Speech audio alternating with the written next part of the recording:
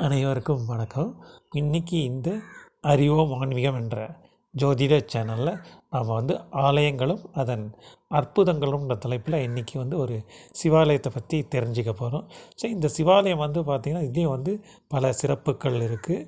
குறிப்பாக சொல்லணும் அப்படின்னா இந்த சிவாலயம் சக்கரை நோயால் பாதிக்கப்பட்டவர்களுக்கு இது ஒரு பரிகார ஸ்தலமாகவும் இந்த ஆலயம் விளங்குதுன்னு சொல்லலாம்.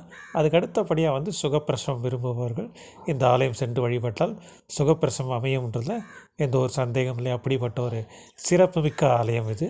அதுக்கு அடுத்தபடியாக பார்த்தோம் அப்படின்னா கரிகால் பெருவளத்தான் வெண்ணி போர் அப்படின்ற ஒரு போரில் வெற்றி பெற்று, அதாவது தன்னுடைய இள வயதில் சேர சோழ பாண்டியர்களை வெற்றி கேட்டு இங்கே இருக்க அம்மனையும் பிடாரி அம்மனை வழிபட்டு சென்ற ஒரு ஸ்தலம் அப்படின்றதுல இந்த ஆலயம் புகழ்மிக்கது அப்படின்னு நம்ம சொல்லலாம். ஸோ இந்த ஆலயத்தோடு இப்போ நம்ம பார்ப்போம், சரிங்களா? ஸோ இந்த ஆலயம் பார்த்திங்க அப்படின்னா திருவாரூர் மாவட்டம் தஞ்சாவூர்லேருந்து சுமார் 26 கிலோமீட்டர் தொலைவில் இருக்கும் கோயில் வெண்ணி அப்படின்ற ஊரில் இந்த ஆலயம் விளங்குதுன்னு நம்ம சொல்லலாம். ஸோ இந்த இது பார்த்தோம் அப்படின்னா சுவாமி பேர் பார்த்தோம் அப்படின்னா வெண்ணி கரும்பீஸ்வரர் அப்படின்ற பேரோட சிவலிங்க சுவாமியோட பேர் இருக்குது. ஸோ வெண்ணி அப்படின்றத பார்த்தோம் அப்படின்னா வெண்மை நிறைந்த பூவை, அதாவது வெண்ணிற பூக்கள் அப்படின்னு சொல்லிட்டு நஞ்சாவட்டை, வெள்ளை நஞ்சாவட்டை பூவை தான் வெண்ணிப்பூ அப்படின்வாங்க.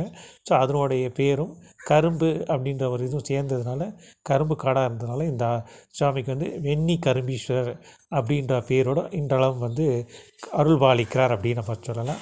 அம்பாள் பேர் பார்த்திங்கன்னா அழகிய நாயகி, அதாவது சௌந்தர நாயகின்ற பேரோட அம்பாளும் இந்த ஊரில் காட்சி தருகிறது ஒரு சிறப்பு.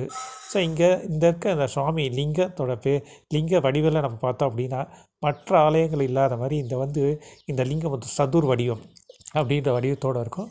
மேலும் இது கரும்பு சக்கப்பட்டை எப்படி இருக்கோ அப்படிப்பட்ட கரும்பு கத்தையாக எப்படி இருக்குமோ அதை மாதிரி இந்த லிங்க வடிவானது அப்படி தான் இந்த லிங்கம் அமைக்கப்பட்டிருக்குன்னு நம்ம சொல்லலாம். ஸோ அதனால் இந்த அபிஷேக ஆராதனைகள் பண்ணும்போது அது கவனிக்கச்சே நம்ம கவனிச்சோன்னா அந்த கரும்பில் இருக்க அந்த தழும்புகள் சொல்கிறோம் இல்லையா, பட்டை, அது இன்றளவும் காணப்படுறது ஒரு பெரிய சிறப்பு இந்த ஆலயத்தில் இருக்குன்னு நம்ம சொல்லலாம். அதே மாதிரி இந்த ஆலயத்தில் சுவாமி பேர் நான் சொன்னேன் வெண்ணி கரும்பீஸ்வரர். இதுக்கான காரணம் என்ன அப்படின்றத ஃபஸ்ட்டு நம்ம தெரிஞ்சுக்கணும் அப்படின்னா மேலே போகிறதுக்கு நல்லாயிருக்கும். இந்த ஆலயம் பார்த்திங்கன்னா முசுகுந்த சக்கரவர்த்தியால் கட்டப்பட்டதுன்னு நம்ம சொல்லலாம். ஸோ அவர் ஒரு முறை திருவாரூர்லேருந்து தஞ்சாவூர் செல்லும் வழியில் 2 முனிவர்கள் இந்த ஊர் வழியாக வரைச்சி வாதம் செய்து கொண்டிருக்கிறார்கள். அதாவது என்ன அப்படின்னா, ஒரு முனிவர் என்ன சொல்கிறார் அப்படின்னா, இது கரும்பு காடாக இருக்கிறதுனால இங்கே இருக்க சுவாமி பேர் கரும்பீஸ்வரர் அப்படின்ற பேரோடு சொல்கிறார் அப்படின்னா, இன்னொரு முனிவர் என்ன சொல்கிறாருன்னா, இங்கே வெந்நீர் பூக்கள் நிறைய, நஞ்சாவட்ட பூக்கள் தோட்டமாக நிறைய இருக்கிறதுனால இது வெந்நிய தீர்த்தம் அப்படின்ற ஒரு பேரோடு இருக்குது அப்படின்ற ஒரு இது வாதங்கள் நடந்து கொண்டு இருக்குது. ஸோ அப்படி நடக்குச்சு. அந்த வழியாக வந்த மன்னன் என்னன்னு இது விசாரிக்க போச்சு. அப்போது சுவாமி அசுரரியாக இந்த கரும்பு தோட்டத்துக்குள்ளே கரும்பு சக்கையாக அந்த இதில் லிங்க வடிவமாக நான் கரும்பின் லிங்க வடிவமாகவே நான் இருக்கிறதுனால கரும்பீஸ்வரர் அப்படின்ற பேரோட அருள் பாலிக்கிறேன். அது மட்டும் இல்லாத வெந்நீர் பூக்கள்னால் இது ஸ்தல விருட்சமாக இந்த ஆலயம் விளங்குது அப்படின்னு நம்ம சொல்லிட்டு மறைஞ்சிடுறாரு. சரி, இது என்ன அப்படின்னு அந்த கரும்பு காட்டை இது பண்ணி பார்க்கச்சு அங்கே தோணுச்சு லிங்கம் கண்டெடுக்கப்படுது. இது மிகவும் இந்த லிங்கம் பார்த்திங்கன்னா பழமை வாய்ந்த லிங்கம், 2000-3000 ஆண்டுகளுக்கு மிகவும் பழமை வாய்ந்த ஒரு லிங்கமாக இந்த ஆலயம் விளங்குதுன்னு நம்ம சொல்லலாம்.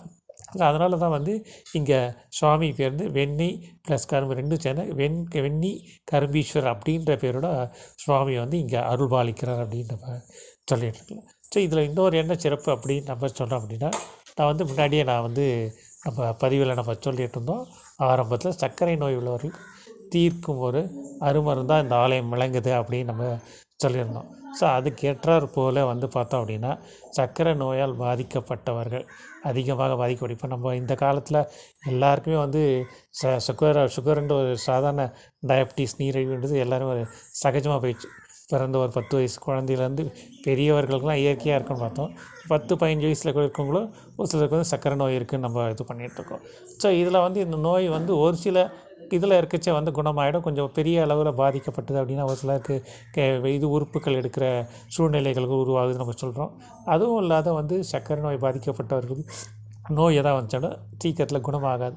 ஸோ அப்படிப்பட்ட அந்த நோய் சர்க்கரை நோயை வந்து தீர்க்கணும் அப்படின்ற பட்சத்தில் சர்க்கரை நோயால் பாதிக்கப்பட்டவர்கள் இங்கே இருக்க இந்த சிவலிங்கத்தை வழிபட்டுட்டு இதுக்கு வந்து என்ன பண்ணணும் அப்படின்னு நம்ம சொன்னோன்னா, இந்த இவருக்கு வந்து இது ஒரு சர்க்கரை இருக்கு இல்லையா, சர்க்கரையும் ரவையும் வந்து சம அளவில் கலந்துட்டு அதை வந்து எடுத்துகிட்டு வந்து இந்த ஆலயத்தில் சுவாமியை வழிபட்டு பிரார்த்தனை பண்ணிவிட்டு பிரகாரத்தை சுற்றி வந்து இந்த சுவாமி பிரகாரத்துக்கு பின்பக்கத்தில் வந்து பார்த்தோம் அப்படின்னா புற்று இருக்கும், எறும்பு புற்று. அந்த எறும்பு புற்றுக்குள்ளே வந்து இந்த சர்க்கரையை அந்த ரவை கலந்தாங்க இல்லையா, ஸோ அந்த இதை பிரசாதத்தை வந்து அந்த இதில் போட்டு விட்டுட்டாங்க அப்படின்னா அந்த எறும்புகள் வந்து அந்த சர்க்கரை இதை தின்ன வந்து அதை வந்து நம்மளுடைய நோய்கள் வந்து குணமாகும், குறையும்.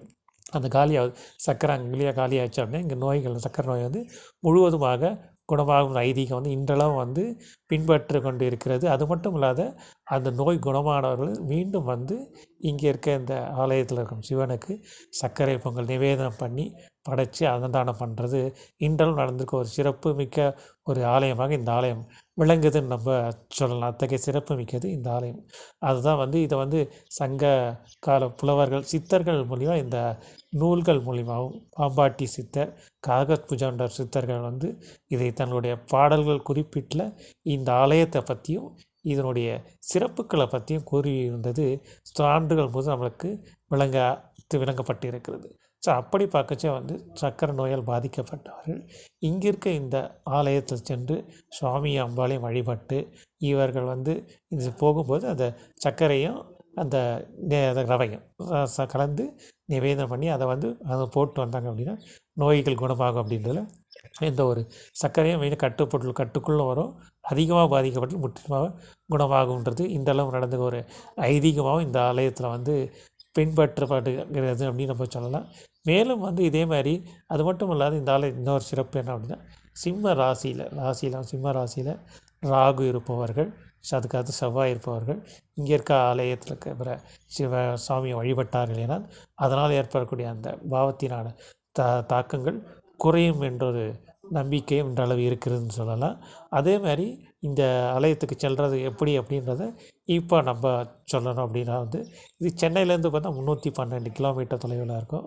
தஞ்சாவூர்லேருந்து 26 கிலோமீட்டர் நீடாமங்கலம் அருகே வந்து இந்த ஆலயம் விளங்குதுன்னு நம்ம சொல்லலாம். இது பழைய பேர் வந்து வெண்ணியூர் அப்படின்ற பேரோடு இருந்தது. இப்போ தான் அது மருவி கோயில் வெண்ணி அப்படின்ற பேரோட இந்த ஆலயம் வந்து போற்றப்படுதுன்னு அப்படின்னு நம்ம சொல்லலாம்.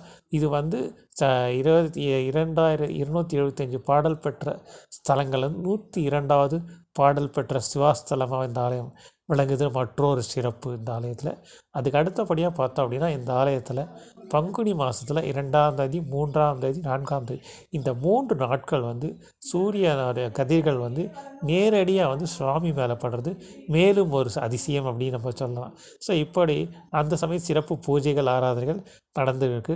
மற்றபடி இங்கே இருக்க மூர்த்திகள் அப்படின்னு நம்ம சொல்லணும் அப்படின்னா விநாயகர், முருகர் இருக்குது, துர்க்கை இருக்குது, பிரம்மா இருக்குது, சண்டிகேஸ்வரர், காளி, இப்படி பல தெய்வங்களும் இந்த ஆலயத்தில் இருக்குதுன்னு நம்ம சொல்லலாம். நவகிரகங்கள் தனி சன்னதியும் இருக்குது. அப்படி சிறப்புமிக்க இந்த ஆலயத்தில் வந்து நவராத்திரி விழாக்கள், தைப்பூசம் போன்ற விழாக்கள்லாம் வந்து சிறப்புற நடைபெறுவது மேலும் ஒரு சிறப்பு செய்தி. அதனால் இந்த பொதுவாக அதை இன்னும் முக்கியமாக சொல்லணும் அப்படின்னா சர்க்கரை நோயால் பாதிக்கப்பட்டால் இங்கே இருக்க ஆலயத்துக்கு சென்று வழிபட்டார்கள் சர்க்கரை நோய் குணமாகுன்றதில் எந்த ஒரு சந்தேகம் இல்லை என்று சொல்லி இந்த தலைப்பை தொடர்ந்து முடிக்கிறோம். மீண்டும் ஒரு நல்ல பதிவு உங்களை நான் சந்திக்கிறேன். நன்றி, வணக்கம்.